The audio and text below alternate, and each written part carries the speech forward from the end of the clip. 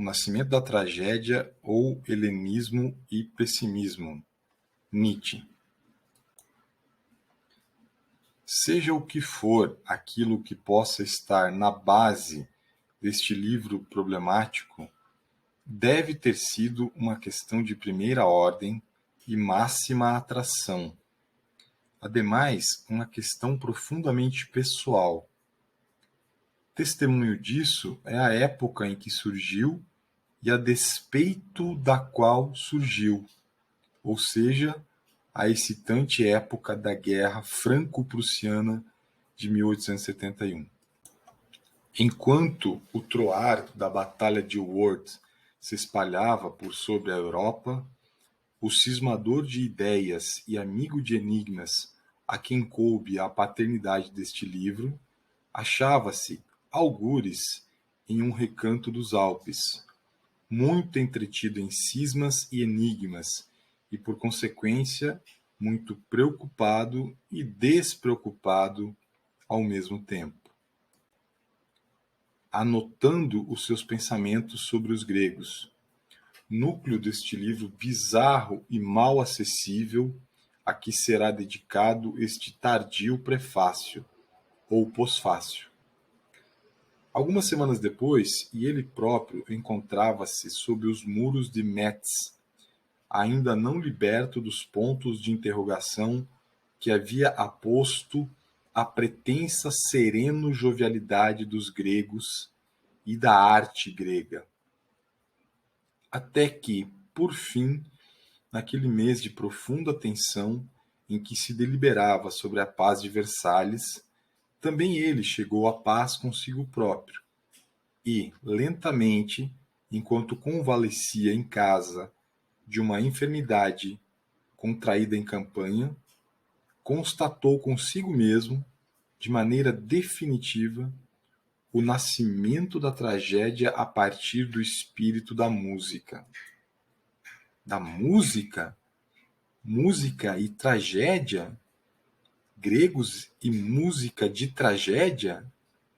Gregos e obras de arte do pessimismo? A mais bem-sucedida, a mais bela, a mais invejada espécie de gente até agora, a que mais seduziu para o viver, os gregos. Como? Precisamente eles tiveram necessidade da tragédia? Mais ainda da arte? Para que arte grega?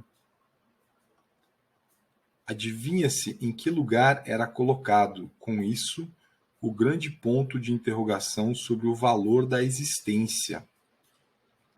Será o pessimismo necessariamente o signo do declínio, da ruína, do fracasso, dos instintos cansados e debilitados, como ele o foi entre os indianos, como ele o é, segundo todas as aparências, entre nós, homens europeus, modernos? Há um pessimismo da fortitude? Uma propensão intelectual para o duro, o horrendo, o mal, o problemático da existência, devido ao bem-estar, a uma transbordante saúde, a uma plenitude da existência? Há talvez um sofrimento devido à própria superabundância? Uma tentadora intrepidez do olhar mais agudo, que exige o terrível como inimigo, o digno inimigo em que pode pôr à prova a sua força, em que deseja aprender o que é temer? O que significa, justamente entre os gregos da melhor época, da mais forte, da mais valorosa, o mito trágico? E o descomunal fenômeno do dionisíaco? O que significa dele nascida a tragédia?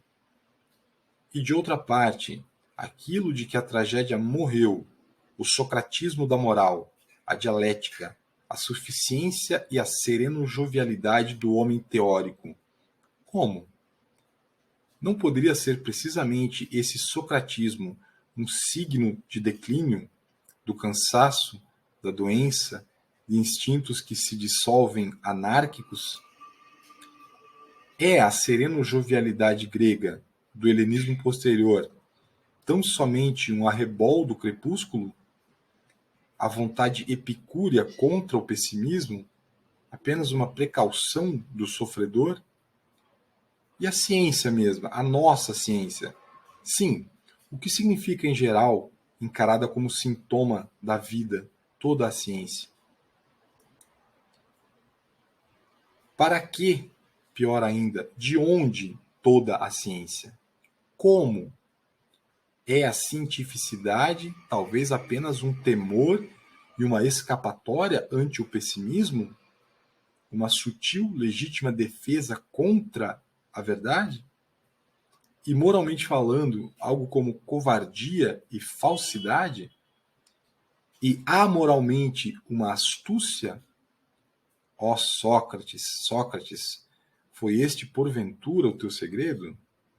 Ironista misterioso, foi esta, porventura, a tua ironia?